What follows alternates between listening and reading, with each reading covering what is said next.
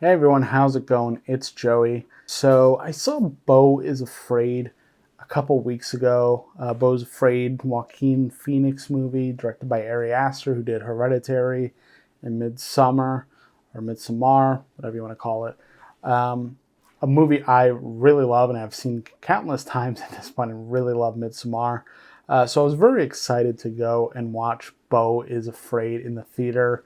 Um, and I'm very glad I did. I was initially going to do a review of this the night I saw it, but I figured I'd sit on it, think about it, and then maybe do a review. But then I saw all the other reviews coming out for this movie, all the the discussion around this movie, and honestly, I was shocked because when I came out of that theater, I was blown away. I loved it. I thought it was funny. I thought it was anxiety inducing. And I thought Aster put together a phenomenal movie. And I thought it was going to blow up and be this big thing. And the reaction just wasn't that. And people, thought it was going to be a career breaking movie for Aster. And I don't think that's going to be the case. I think this movie, some of the initial maybe shock where it wasn't what people thought it was going to be kind of thing. It's very different from Hereditary and Midsummer. I think that initial shock maybe threw some people off, but having seen a lot of Ari Aster's short films, this is where this guy really lives. This kind of humor, this kind of feel, this really tense anxiety, drama, dark comedy kind of world. This is his like bread and butter kind of thing, especially if you go back and watch some of those short films. So again, I was super surprised that people didn't take to this movie as well as I thought. And I'm going to go through a little bit of review because I really loved this movie did. And I'm going to talk about why I love this movie. So of course, again, I love Ari Aster. I'm a big fan of Joaquin Phoenix. I like almost everything the man does. And I think this cast was excellent, but even more so, I love this almost odyssey of the anxious kind of thing that was going on in this movie. And I might touch on a little spoiler, so if you want to avoid spoilers, maybe don't watch the rest of this video or come back. But I really love this kind of idea of the odyssey of the anxious, the odyssey of Beau going to his mother's funeral and just finding himself along all these strange and kind of surreal situations. It all starts with, him kind of trying to avoid going to visit his mother. He doesn't want to visit his mother. He has a lot of trauma and anxiety associated with probably the travel it's going to take to get to his mother.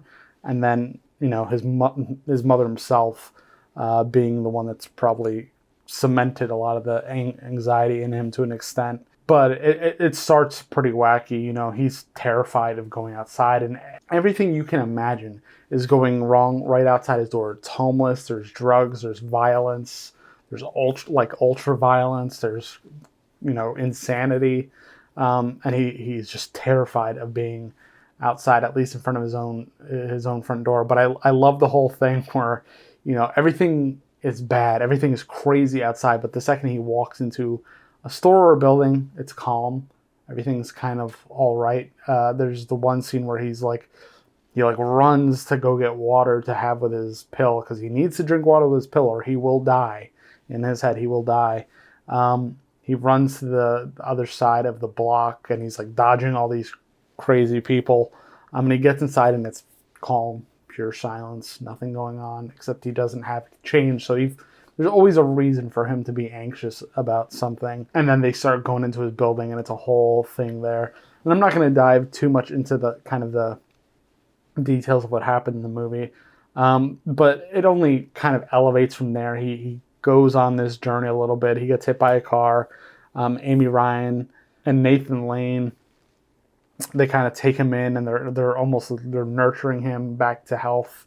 And they also have their issues. They have a son that passed in combat, I believe. I don't remember the exact details, but they're also taking care of one of his the sons, I guess, was on the team with him when he died, so they're taking care of him, and he's like really messed up with trauma and anxiety and, you know, all that stuff, PTSD. And then they have this teenage daughter who's also struggling with what seems like anxiety and depression. You know, it was her brother too. And she's still there, and they care more about, you know, the dead brother than they do the living daughter. And then this random stranger, they seem to care more about than their daughter, who's very much neglected and kind of acting out and doing whatever she wants to do. And Beau's interaction with her are pretty interesting. She's almost like an enigma to him. She's like, he's kind of scared of her, but he wants to like go with. He's worried about being judged by her to an extent. That's at least what I picked up. And it's just like this never being able to figure out how people are feeling or letting people kind of be and letting yourself be. It's just like constant antagonistic like ideas running through this story. And then he moves on from that and he finds himself in like this camp full of all these kind of actors and, you know, playmakers. And then and then there's the whole story of him having children, which is a whole theme in this movie, his kind of asexual nature or being afraid of having sex because of a story. His mother, played by Zoe Lister-Jones, who I absolutely love everything she's in too. She's one of my favorites. She was really uncanny as a younger version of the mother. She did a fantastic job. Gave me chills. But yeah, the mother was also abused. So there's like this cycle of trauma and abuse from her and her father and, you know, her grandfather. And, you know, there's a health issue she perpetuated or got instilled in Beau's mind that caused him to be fearful that if he's going to have sex, he's going to die, which is why he hasn't really done it with anybody up to that point.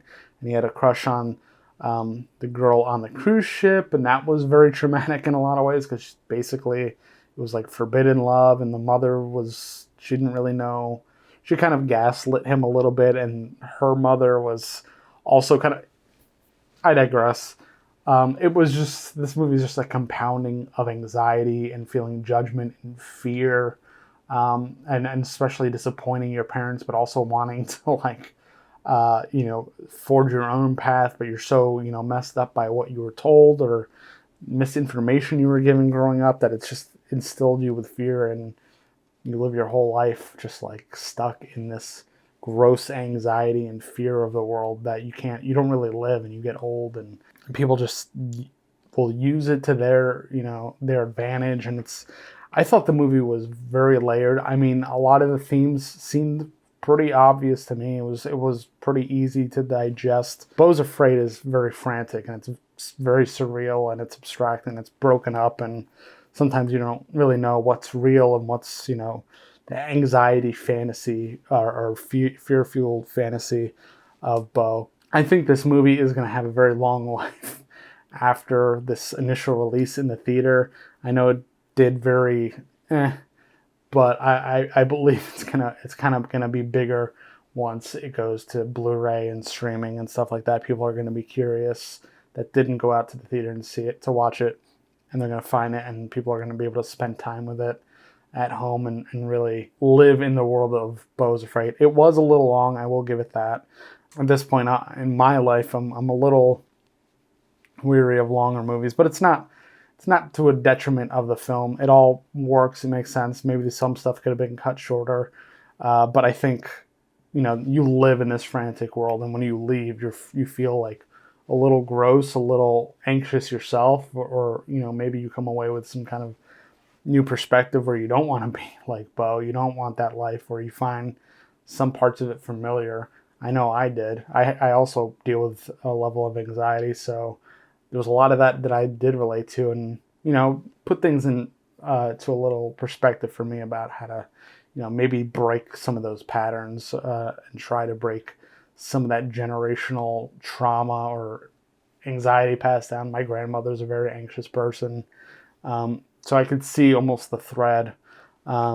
And it's cool to see put into a film like that, because you could, you know, see that in your own life and maybe not end up like Beau and maybe make changes that you need to, especially if you are fearful and anxious of some things in your life. Getting older, parents passing away, or maybe parents overstaying their welcome, you could say, to a point, at least in the case of Beau.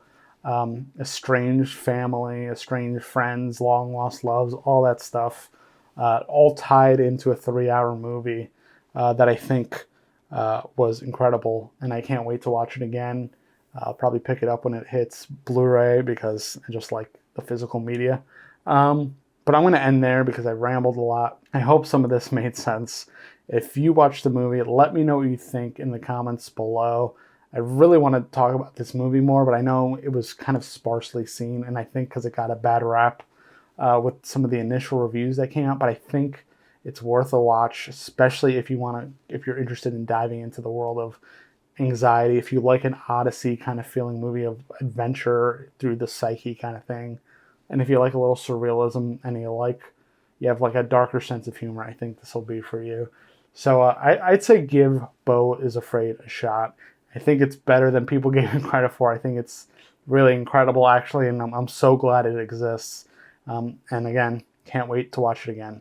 But thank you guys for watching. If you're new to the channel, subscribe. Again, leave a comment down below and let's discuss the movie. You can find me on Twitter if you want to talk there, or Instagram at Joey Pedras.